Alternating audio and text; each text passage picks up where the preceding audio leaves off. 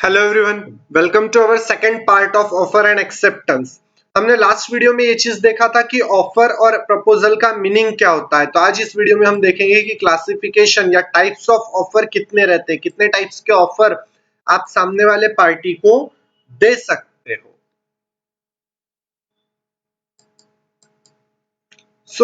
पहला टाइप का ऑफर आता है, offer can be express offer और offer can be implied offer. An offer may be express or an implied offer. When an offer is made in express words, either in writing or in mouth words, it can be an express offer. जब आप बोलकर या लिखकर किसी को offer देते हो तो उस ऑफर को क्या बोला जाएगा? Express offer. जहां आप अपनी बातों को एक्सप्रेस कर रहे हो, either in the forms of words, it may be in a written, it may be in the form of oral. When I say to be, I am willing to sell my car for 20,000 to you. Will you buy it? It is an express offer. जब एक इंसान दूसरे इंसान को यह offer दे रहा है कि मुझे मेरी कार 20,000 में बेचनी है, क्या आप खरीदने के लिए तैयार हो क्या? तो ऐसे केस में उस ऑफर को क्या बोला जाएगा? एक्सप्रेस। देखो, एक्सप्रेस ऑफर कौन सा है? जो वर्ड्स में किया जाता है। एक्सप्रेस कैसा है? जो वर्ड्स में किया जाता है। वो ओरल भी रह सकता है और वो रिटन भी रह सकता है।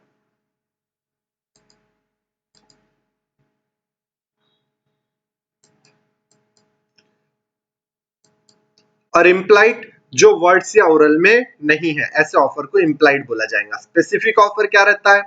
A specific offer is something which is drawn for a specific person. An offer made to a definite person is called as a specific offer. A specific offer can be accepted only by a specific person to whom the offer is made. जिसको offer दिया गया सिर्फ वही accept कर सकता है, दूसरा इंसान उसे एक्सेप्ट कर नहीं सकता। एक इंसान किसी दूसरे इंसान को, जिसकी एक इंसान किसी दूसरे को पूछ रहा है और बीच में तीसरा ही घुस रहा है, हाँ मैं तैयार हूं, मैं ये चीज, तो वो इंसान उस ऑफर को एक्सेप्ट कर नहीं सकता। वो सिर्फ स्पेसिफिक उसी इंसान के लिए रहेगा जिससे वो दिया जा रहा है। Rahul ask Ajay, will you bye my car? Rahul ने किससे पूछा? अजय से। तो ये स्पेसिफिक है, सिर्फ अजय ही उस ऑफर को एक्सेप्ट कर सकता है, दूसरा इंसान उस ऑफर को एक्सेप्ट कर नहीं सकता। क्यों? क्योंकि राहुल ने वो ऑफर सिर्फ अजय को दिया है, किसी और को नहीं दिया है।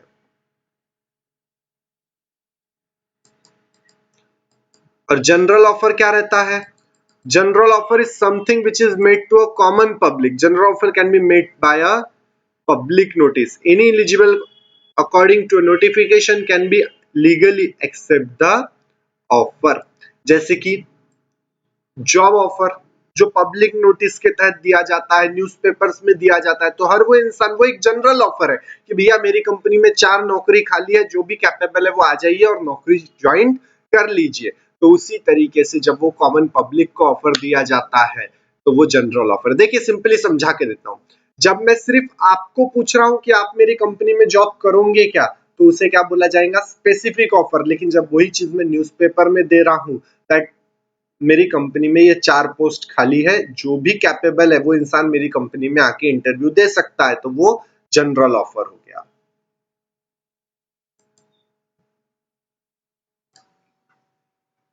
एग्जाम्पल में देखिए, साफ साफ लिखा है, radio channel general offer, an offer made to the world at large is general offer. जब रेडियो के ऊपर या किसी न्यूज चैनल के ऊपर कोई ऑफर आ जाता है तो उसे क्या बोला जाएगा? उसे आप जनरल ऑफर बोल सकते हो। नेक्स्ट टाइप आता है ऑफर का क्रॉस ऑफर। क्रॉस ऑफर क्या होता है? When two party exchange identical offer to each other in lack of awareness to every other's offer, such offer is called as a cross offer. दोनों ने एक दूसरे को ऑफर दिया है, तो ऐसे ऑफर को क्रॉस ऑफर बोला जाएगा। मेरा एक ऑफर है, उसके ऊपर आपका एक और ऑफर है, तो दोनों ने एक दूसरे को ऑफर किया है, तो दोनों को एक्सेप्ट करना पड़ेगा उस कॉन्ट्रैक्ट के लिए, तो उसे क्रॉस ऑफर बोला जा सकता है।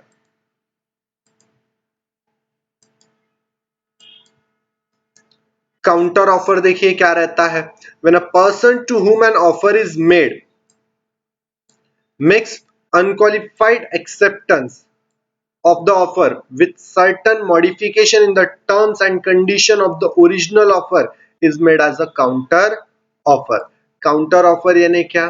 सामने वाले ने, जिसके वो गाड़ी वाला एग्जांपल ही लेते हैं, सामने वाले ने राहुल ने अजय को ऑफर क्या दिया था कि आप 20,000 में गाड़ी यदि खरीदने के लिए तैयार हो तो मैं आपको बेचने के लिए तैयार हूं। मेरी कंडीशन क्या है 20,000 20,000 में मैं आपको गाड़ी दूंगा, ये मेरा ऑफर है आपको।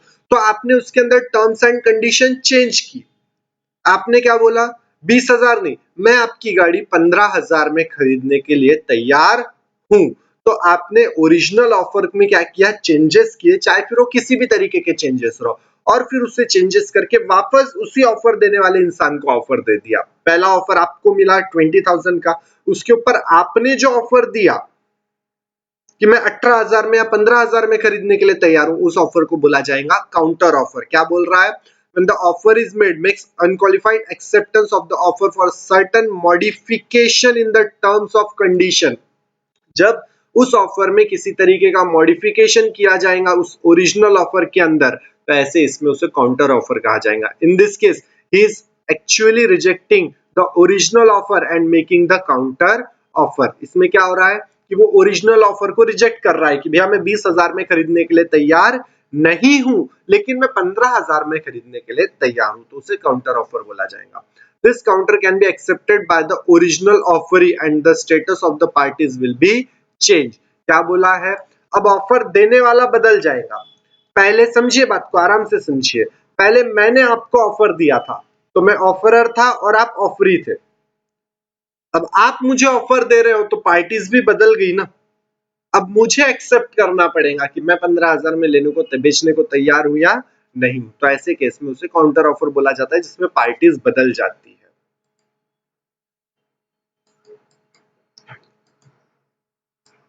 लास्ट ऑफर देखिए कैसा है, स्टैंडिंग ऑफर और काउंटिंग ऑफर। स्टैंडिंग ऑफर क्या बोला जाता है, when an offer which remain open for a long period of time and can be accepted at any time is treated as a standing offer. It is also known as an open offer or a countering continuing offer. A tender for supply of a certain goods for a particular period is an example of a standing offer। Diwali के time पे एक लंबे समय का discount offer चल रहा है, तो वो कौन सा ऑफर है, वो कंटिन्यू ऑफर है, जो बहुत दिनों तक के चल रहा है। जिसकी कार लेने जाओ तो कार में कुछ ना कुछ एक पेटेंट ऑफर हमेशा चलता रहता है, तो वो कंटिन्यू ऑफर रहता है या ओपन ऑफर रहता है कि भैया वो तो वहां पे उस दुकान में हमेशा वो ऑफर चलता ही रहता है। ऐसी कई दुकानें रहती है ना जिन दुकानों में कंटिन्यू ऑफर चलता रहता है। कई दुकानें ऐसी है जो हमेशा अपने कस्टमर को 10% का डिस्काउंट देंगी ही देंगी। तो ऐसा 10% का डिस्काउंट वाला ऑफर वो कंटिन्यू ऑफर रहता है, जो हमेशा कॉमन पब्लिक के लिए ओपन रहता है। कुछ इस टाइप के ऑफर रहते हैं। जरा शॉर्ट में हम रिवाइज कर लेंगे कि हमने क्या पढ़ा है करके अभी तक के। ऑफर के 6 टाइप बताए गए हैं, जिसमें से अलग अलग क्लासिफिकेशन ऑफ टाइप है। पहला है एक्सप्रेस या इम्प्लाइड। जब आप ओरल या रिटर्न में ऑफर देते हो तो वो एक्सप्रेस है, और अपने एक्ट से जब ऑफर देते हो, शब्दों से नहीं अपनी एक्ट से, तो उसे इम्प्लाइड ऑफर बोला जाता है। उसके बाद में नेक्स्ट ऑफर देखिए हमारे पास क्या है, स्पेसिफिक ऑफर। जब किसी एक इंसान को ही ऑफर दोगे तो वो स्पेसिफिक ऑफर है। जब कॉमन पब्लिक को ऑफर दोगे तो वो जनरल ऑफर है। जनरल ऑफर कोई भी एक्सेप्ट कर सकता है, लेकिन स्पेसिफिक ऑफर सिर्फ वही इंसान एक्सेप्ट कर सकता है जिसको वो ऑफर दिया गया है। क्रॉस ऑफर, जब दोनों एक दूसरे को ऑफर दे रहे हैं उस एक ही कॉन्ट्रैक्ट के लिए, तो वो क्रॉस ऑफर है। और काउंटर ऑफर कौन सा है, क्रॉस और काउंटर में कंफ्यूज होना नहीं। क्रॉस में एक ही ऑफर है जो दोनों एक दूसरे को दे रहे हैं अपने अपने हिसाब से, कि मेरा ऑफर एक्सेप्ट करने के लिए मेरी तरफ से ये भी एक ऑफर एक्सेप्ट करना पड़ेगा। फॉर एग्जांपल, एक दुकानदार ने मोबाइल बेचने के लिए ऑफर दिया कि हमारी दुकान में 10,000 का मोबाइल बिक रहा है, आइए और खरीद के लेके जाइए। तो कस्टमर ने उसके ऊपर एक ऑफर दिया है कि आपको मेरा पुराना मोबाइल परचेस करना पड़ेगा। तो ये कौन सा ऑफर है, ये क्रॉस ऑफर है। यानी एक इंसान बेच भी रहा है और दूसरा खरीद भी रहा है, तो दूसरा बेच भी रहा है और पहला खरीद भी रहा है, तो एक क्रॉस ऑफर है। दोनों परचेस कर रहे हैं और दोनों सेल कर रहे हैं एक्सचेंज ऑफर में। तो काउंटर ऑफर में वो एक ही ऑफर है जिसमें चेंजेस किए जा रहे हैं, जिसमें रूल्स को बदला जा रहा है और वापस रिक्रिएट किया जा रहा है। स्टैंडिंग ऑफर और कंटिन्यू ऑफर वो ऑफर रहता है जो लॉन्ग पीरियड तक, लंबे समय तक मार्केट में ओपन रहता है। तो कुल मिला के 6 टाइप से ऑफर के।